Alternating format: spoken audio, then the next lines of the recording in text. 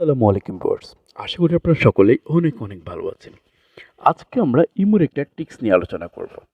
সেটা হচ্ছে আমরা প্রায় সময় দেখি যে আমাদের ইমোটা হ্যাক হয়ে যায়। আমাদের ইমোটা হ্যাক হয়ে আমাদের আত্মীয়স্বজনের কাছ থেকে টাকা চায়। তো এই সমস্যা থেকে আমরা কিন্তু সহজেই বাঁচতে পারি।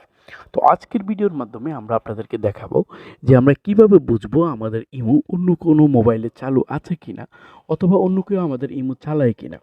তো সেটার জন্য আমাদের যেটা করতে হবে সেটা হচ্ছে আমাদের শুরুতে ইমোতে চলে যেতে হবে। দেখুন, ইমোতে আসার পর আমরা চলে যাব যে আপনাদের প্রোফাইল পিকচারের যে আইকনটা আছে আপনাদের যে উপরে, এই আইকনে চলে যাব। যাওয়ার পরে আমাদের যেটা করতে হবে সেটা হচ্ছে আমরা সেটিংসে যাব। সেটিংসে যাওয়ার পরে দেখবেন নিচে একটা অপশন আছে ম্যানেজ ডিভাইস। আমরা ম্যানেজ ডিভাইসে চলে যাব। ম্যানেজ ডিভাইসে যখন আমরা যাব, দেখুন আপনারা এখানে আমার এখানে দেখুন আপনার অনলাইন ওয়ান, অর্থাৎ আমার এই ইমোটা একটা মাত্র মোবাইলের মধ্যেই অ্যাক্টিভ আছে। অর্থাৎ এই ইমোটা শুধুমাত্র আমার মোবাইলে অ্যাক্টিভ আছে। এই ইমোটা কিন্তু অন্য কোনো মোবাইলে অ্যাক্টিভ করা নেই। তো যদি আপনারা দেখেন যে এখানে আপনার মোবাইলের বাইরে কোনো মোবাইলে ইমোটা অ্যাক্টিভ করা আছে, তাহলে সেই মোবাইলের মডেল সহ এখানে শো করবে।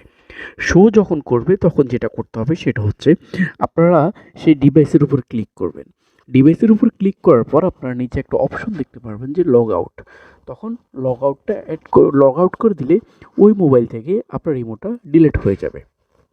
আর এইভাবেই আপনি আপনার ইমোকে হ্যাকের হাত থেকে রক্ষা করতে পারেন। আশা করি ভিডিওটি আপনাদের জন্য অনেক উপকারী হবে।